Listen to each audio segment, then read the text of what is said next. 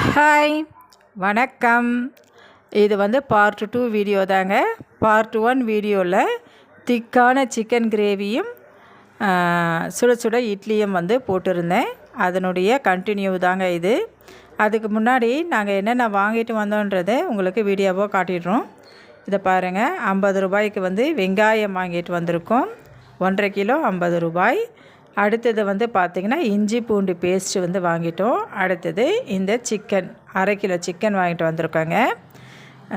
இப்போ வெங்காயம் பாருங்கள் எவ்வளோ வந்திருக்குன்றது. இப்போ சிக்கனை நம்ம நல்லா கொட்டி வாஷ் பண்ணிவிட்டு, ஏற்கனவே பார்ட் 1 வீடியோவில் நான் போட்டுருந்தேன் இல்லைங்களா. வாஷ் பண்ணிவிட்டு மஞ்சத்தூள், உப்பு, மிளகாய் தூள்லாம் போட்டு நல்லா ஊற வச்சு எடுத்தாச்சு. அடுத்தது இஞ்சி பூண்டு பேஸ்ட்டு, அடுத்தது கறிவேப்பிலை, கொத்தமல்லி, பச்சை மிளகாய், வெங்காயம், தக்காளி எல்லாமே போட்டு நல்லா வதக்கி குழம்பையாக கிரேவியாக கொண்டு வந்தாச்சுங்க.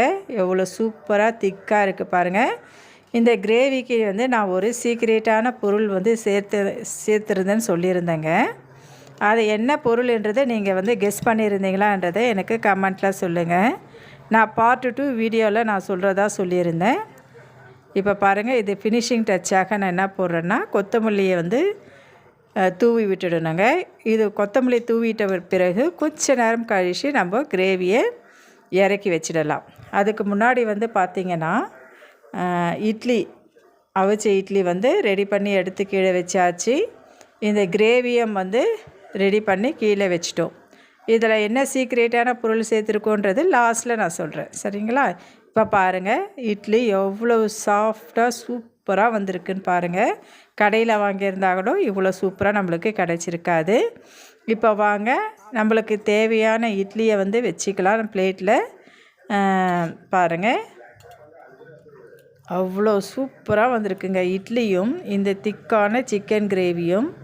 நைட்டு டின்னரு சாப்பிட்றதுக்கு அவ்வளவு சூப்பராக இருந்துச்சுங்க.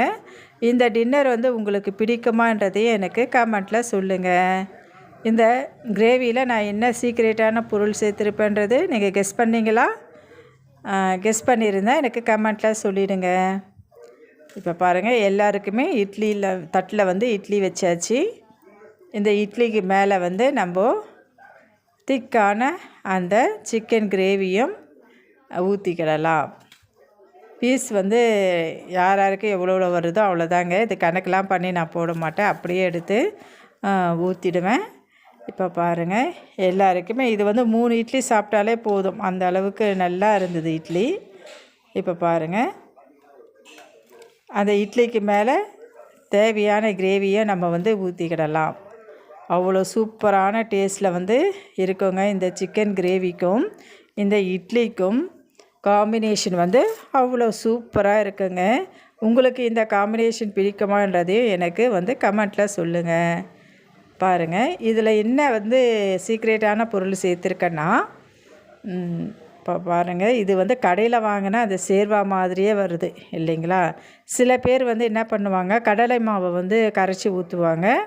நானும் செஞ்சுருக்கேங்க, கடலை மாவும் சேர்த்து ஊற்றுற மாதிரி செஞ்சுருக்கேன். ஆனால் இப்போ நான் என்ன பண்ணியிருந்தேன்னா, பஜ்ஜி போண்டாக்காக நான் மாவு வாங்கின்னு வந்தேன், பஜ்ஜி போண்டா மாவு. அதை கொஞ்சமாக தாங்க கலக்கி அந்த லாஸ்ட்டில் கொதிக்கிற டைமில் ஊற்றி இறக்கிட்டேன். அது பார்த்திங்கன்னா அவ்வளவு சூப்பரான ஒரு நிறமும் அதனுடைய டேஸ்ட்டும் மாறியே போச்சுங்க. நானும் இது தற்செயலாக தான் இது நான் செஞ்சேன். ஏன்னா போண்டா பஜ்ஜி செஞ்சுட்டு கொஞ்சம் மாவு மிச்சம் இருந்தது. அதை ஏன் வேஸ்ட் பண்ணணும்னு சொல்லிவிட்டு இந்த சிக்கன் கிரேவி கூட நான் சேர்த்து பார்த்தேன். ஆனாலும் அவ்வளோ சூப்பரான ஒரு டேஸ்ட்டு, கலரு எல்லாமே கடையில் வாங்கின கிரேவி மாதிரியே இருந்ததுங்க. நீங்களும் கண்டிப்பாக ட்ரை பண்ணி பாருங்கள். போண்டா பஜ்ஜி மாவு கடையில் வாங்குகிறோம் இல்லைங்களா, அதை சிக்கன் கிரேவியில் சேர்த்து பாருங்கள், ரொம்ப சூப்பராக இருக்கும். இந்த வீடியோ பிடிச்சிருந்தால் லைக் பண்ணுங்கள், ஷேர் பண்ணுங்கள், கமெண்ட் பண்ணுங்கள், சப்ஸ்கிரைப் பண்ணுங்கள்.